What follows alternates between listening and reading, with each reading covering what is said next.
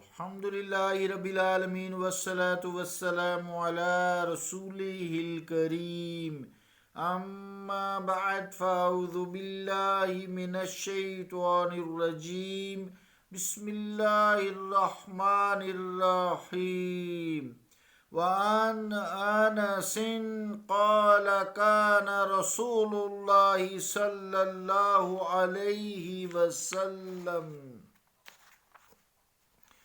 يحتجم في الأخدعين والكاهل رواه أبو داود وزاد الترمذي وابن ماجه وكان يحتجم ب17 و19 واحدين و20 صدق اللہ و صدق رسولہ الکریم۔ عزیزان گرامی قدر، السلام علیکم ورحمۃ اللہ وبرکاتہ۔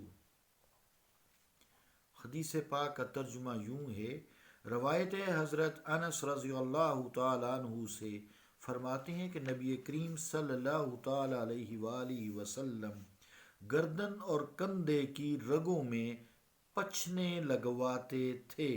ابو داؤد اور ترمذی و ابن ماجہ نے یہ زیادہ کیا کہ آپ 17 اور 19 اور 21 کو فسد لیتے تھے۔ اللہ اور اس کے رسول کا قول سچا ہے۔ عزیزان گرامی قدر، فسد لینا، پچھنے لگوانا، اس وقت جو طریقہ کار تھا اوزار سے یا جونکوں سے، اور ہجامہ جسے کہتے ہیں، جیسے یہاں یحتجم ہے تو اس کو ہجامہ کہتے ہیں۔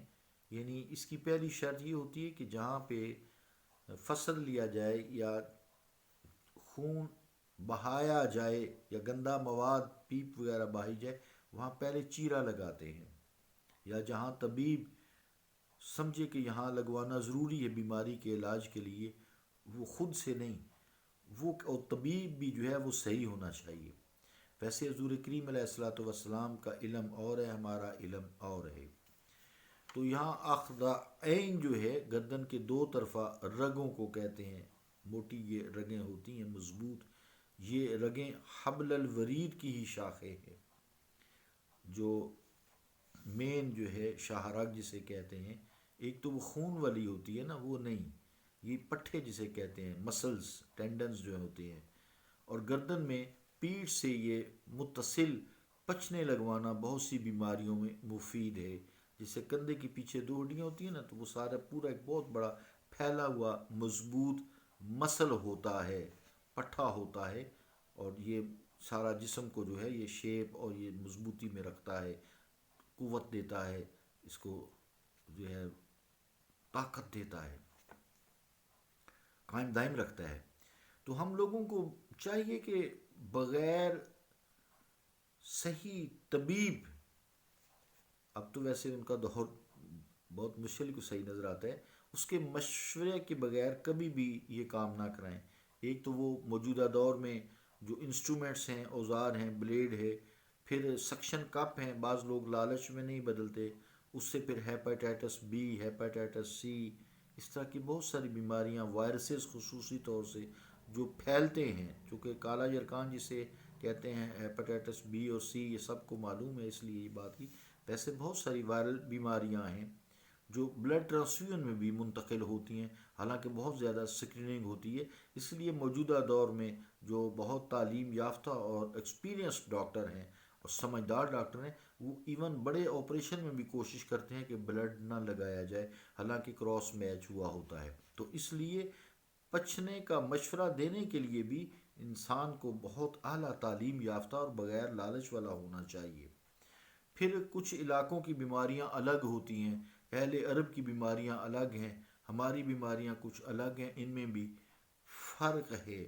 اب جیسے وقت کے ساتھ ساتھ، جیسے بلڈ پریشر چونکہ سب کو شعور ہے، بے شک ڈاکٹرز کو ہماری بکس میں لکھا ہوا ہے in more than 95% cases there is no reason for high blood pressure and it is asymptomatic. اس کی کوئی علامات نہیں ہوتی and it is known as essential hypertension. لیکن اس کے باوجود جو علم ہے 2-3% یا 4%، اس میں جو ہے ہمیں جو ہے مختلف ہوتا ہے، لیٹے ہوئے مختلف ہے، بیٹھے ہوئے مختلف ہے، سوئے ہوئے مختلف ہے، صبح اور ہوتا ہے، دوپہر شام اور ہوتا ہے، ہر وقت ہر لمحے مختلف ہوتا ہے انسان کی طبیعت پر.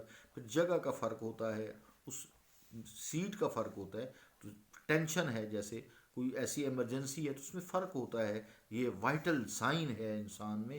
تو بہرحال حضور کریم علیہ الصلوۃ والسلام جو ہے یہ کندھوں کے درمیان جو ہے یہاں جو ہے لگاتے تھے. اور حضرت امام ترمذی اور امام ابن ماجہ نے ان کی تاریخیں بھی بتائی ہیں. یعنی آپ اکثر چاند کی ان تاریخوں میں فصل لیتے تھے، یعنی حجامہ کرواتے.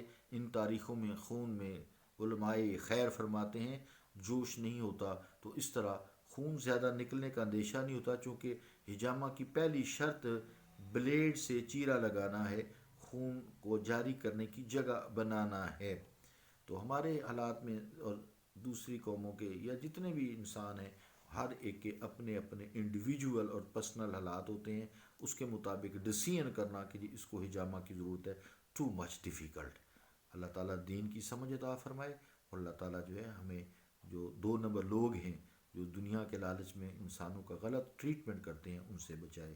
صلی اللہ تعالیٰ علی رسول خیر خلقہ محمد وعلی آلہ وصحابہ اجمعین برحمتک یا ارحم الراحمین.